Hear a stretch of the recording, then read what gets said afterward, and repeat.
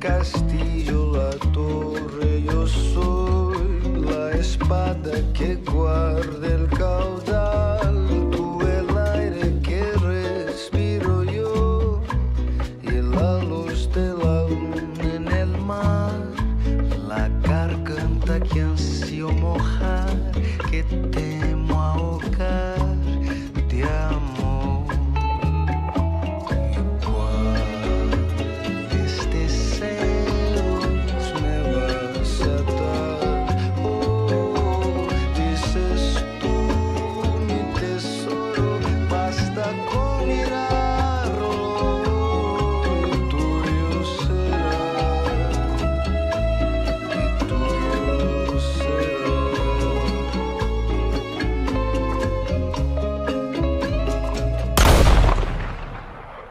What if nobody in the Vanderlyn gang died?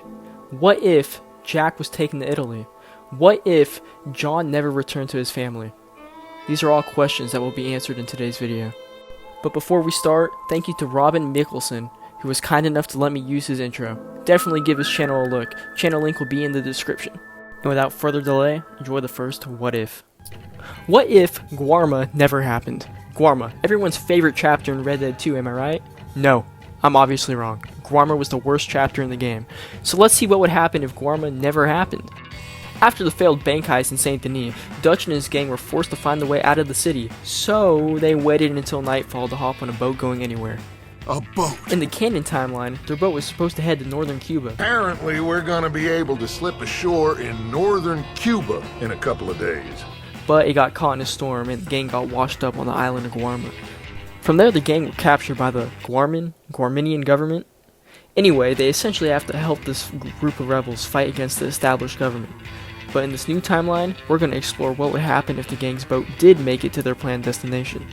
By the year 1899, Cuba was being occupied by the United States government. This was because of the U.S. victory of the Spanish-American War in 1898. The U.S. obtained Cuba as a territory after the war, so pretty much, instead of getting away from the United States and its forces, they would be heading to an island full of them. However, it would be highly unlikely that the people on the island would know or care about who they are.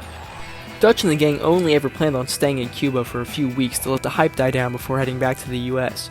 So unless they got caught by the army while in Cuba, the story would remain pretty much the same.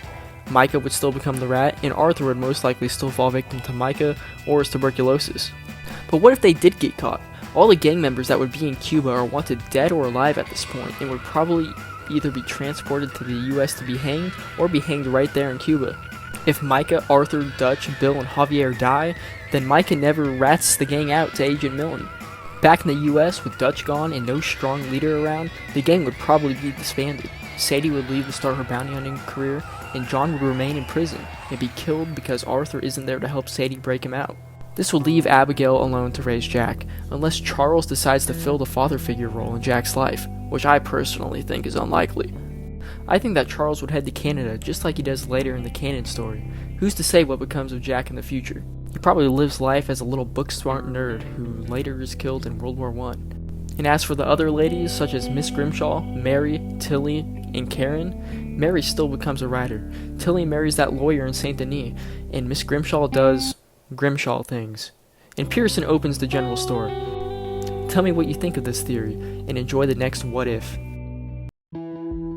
What if John never came back? Quite the dark theory, as it would involve John leaving his family for good. The John Marston, the same one that overthrew a tyrannical government for the sake of said family. What if he ended up being a stereotypical deadbeat? From what we know of this 1 year vacay was due to John's own doubts as to whether or not he was even Jack's real father, and if he could properly raise the boy. What John exactly did in this year is not known, but we can assume he just moped around before deciding to come back. His return was met with open arms, and Arthur didn't exactly appreciate it. He felt as if John was taking his family for granted. Of course, we know that isn't true now, but say that was always the case.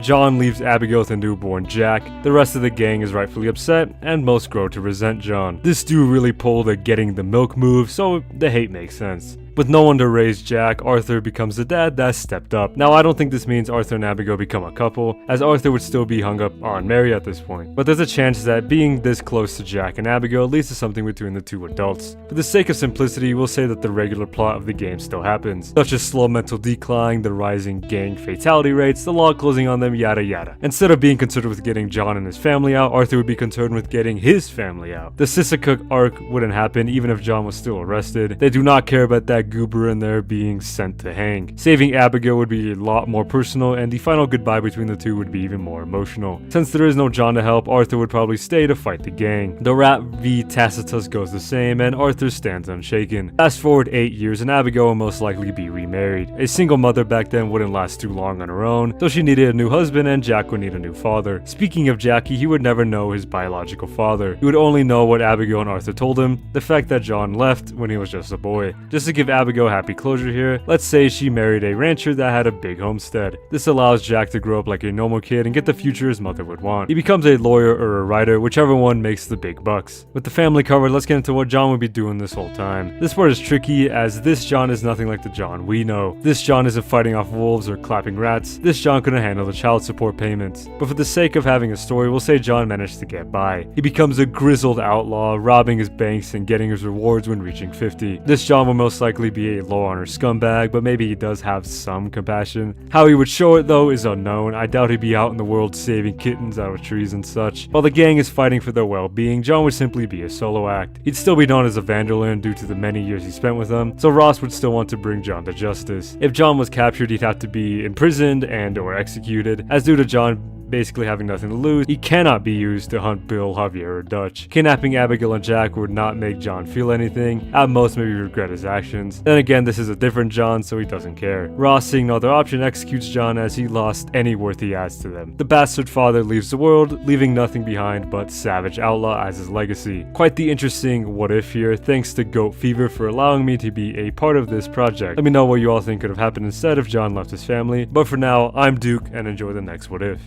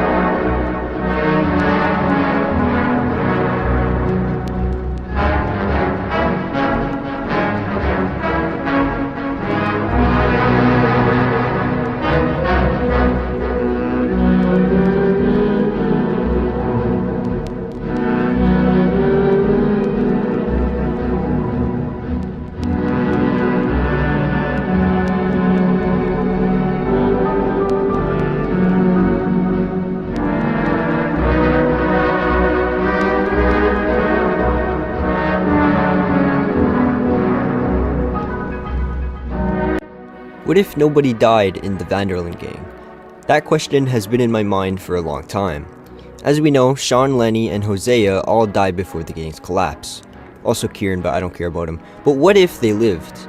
Would that prevent the gang from falling? Which one of these characters would stand with Arthur against Dutch? I want to answer those questions and come up with my own theory on what could have happened. So, let's get into it.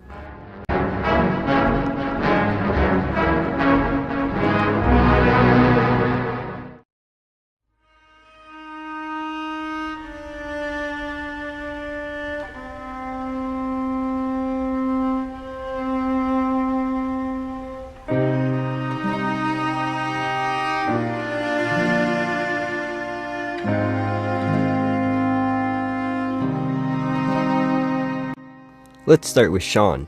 If Sean lived, things aren't going to change too much. Let's say the Greys don't shoot Sean but instead try shooting at everyone, but they all miss. This still gives us the message that the Greys don't like us, so really everything else plays out the same.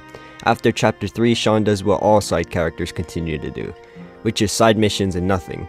I highly doubt he would leave the gang or anything like that, so let's just say he stays with the gang until the end. What if Lenny lived? Let's say Arthur shot the 2 agents before they got Lenny. This is the same situation as Sean, to be honest. Lenny wasn't a huge part of the story, so I would assume that no big plot twists would happen. If he lived, that would most likely mean that he went to Guarma with the group and would have been with the gang until its fall. Not much to say here, so let's get on with the next character. What if Hosea lived? Let's say Agent Milton didn't find Hosea, meaning he goes straight to the bank to confront the gang. Hosea would most likely go back to camp with Abigail to gather everyone up. I doubt he would try and fight against the Pinkertons since he's like 90, but I think he values the women and children over the outlaws of the gang. This would mean everything straight after this plays out the same. Gang goes to Guarma, comes back, and big fight. In the Linde camp, we can see Dutch going bonkers. If Hosea was here, would that mean he keeps his sanity? I'm not sure actually, but let's say the gang still goes to Butcher Creek. It's possible Hosea would present an alternative campsite to stay at, but for the sake of this theory, I'll just say he doesn't. So after arriving in Butcher Creek, they kill Molly. I do believe Hosea would show her mercy and let her live, but the gang watches her every move. We know now that she actually wasn't a rat, so Hosea would most likely get this information out of her. After this, the gang has to get John out of jail, but as we know, Dutch thinks he's a traitor, so he doesn't want to get him. This leaves Hosea planning the John escape. Maybe Hosea plans a silent and sneaky approach, getting John not alarming any guards. Next mission, we kill Leviticus Cornhole, but if Hosea lived, he probably wouldn't let this happen. By this point in the story, Micah has control over Dutch, being a yes man and telling him what to do, but in this version, Hosea is still alive to be Dutch's right-hand man, meaning all the native shenanigans probably aren't happening. We know Dutch's big plan is to rob the train, which in hindsight provided them with a lot of money but also got them caught. I think if the gang truly needed more money, Hosea would plan out small and smart robberies. The more I think about it, the more I actually think that Dutch had all the money he needs to go to Australia or Tahiti, but he wants to stay in America because he wants to rob more banks and make more noise. After a while, this guy just wanted attention. So would Hosea change Dutch's mind and make the gang leave the country? I'm split.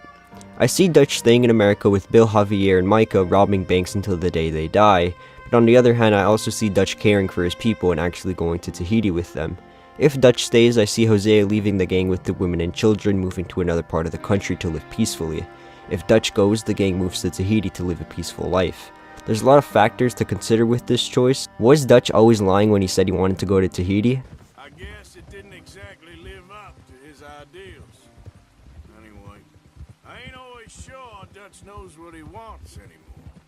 If Hosea lived, would that mean that Dutch never started his villain arc? If Hosea lived, how big of an actual impact would it have on the story? Maybe Hosea wouldn't have done nothing but question Dutch like he does the whole game. Hell, maybe Hosea would have died from his mysterious illness he has the whole game. The possibilities are pretty much endless, but my hypothesis is that the gang would have left for Tahiti or another part of the country to live a peaceful life, with or without Dutch depending on the mind state of the character. Alright, so now I want to answer the question of who would have stayed with Arthur. Forget the fact I just said the gang would have moved to another place if Hosea lived, let's just say everything played out the same. So now the gang is confronting each other. Arthur's side would most likely be him, Miss Grimshaw, John, Lenny, Hosea, Kieran but I don't care about him, and maybe Sean. Sean seems pretty loyal to Arthur, but we don't get to see enough of his character to see if he would have stayed with Dutch. Anyway, that leaves Arthur with a 7v6 against Dutch. But what do you think? Which one of these characters would stay with Dutch? Tell us in the comments below. Thanks to the one and only Goat Fever for letting me be on here, and everybody have a wonderful day. What if Jack Marston had been sent to Italy instead of Saint-Denis? As we all know, in Chapter 3, there is a mission where we have to go and save Jack. We stormed the Braithwaite Manor, but we were unable to find him. Catherine Braithwaite at the end of the mission says that Jack could be in Saint-Denis or on the next boat to Italy. In Chapter 4, we usually find Jack alive and well, after being well looked after under the wing of Angelo Bronte. But what if things didn't turn out this way? What if the Italy arc really happened? Here is what I believe would have happened instead. Chapter 4 would be all about looking for Jack in Saint-Denis, but to no avail. The gang eventually do get to meet Angelo Bronte, but then he says he's sent the boy to go live with a small family in the city of Rome, located in Italy. Upon hearing this news, the gang were deeply upset and quickly assembled a team to go to Italy to find Jack. The team would most likely make up the group that ended up stranded on Guarma. Arthur, Bill, Javier, and of all people Micah would be going to Italy. However, this time, I think John would be more eager to go along with them. By the time the team is assembled, we near the end of Chapter 4. Dutch hires a captain to help the assembled team get into Italy. By the time we arrive in Rome, the gang were massively intimidated by the city city size, but they weren't going to turn back now. Now is the start of a new chapter, Chapter 5, Rome. This what if could have been a much more interesting and exciting turn of events rather than being stranded off an island off the coast of Cuba. Guarma, in my opinion, had no real purpose in the game. It felt very off and didn't actually have to happen. Sneaking into Italy to find one of their own would have made for a much more unique and creative chapter to experience and explore. This is my what if theory. Thank you so much, Goat Fever. I hope everyone else who's watching has a good day. And that's all the what ifs I have for you today. If you have any yourself, feel free to leave them in the comments. We would love to hear them. Thank you to Duke, Waxy, and rdr Outlaw for being a part of this video. Their channel links will be in the description. Hit that like button if you liked the video, or don't if you don't. Until next time, cowpokes, stay groovy.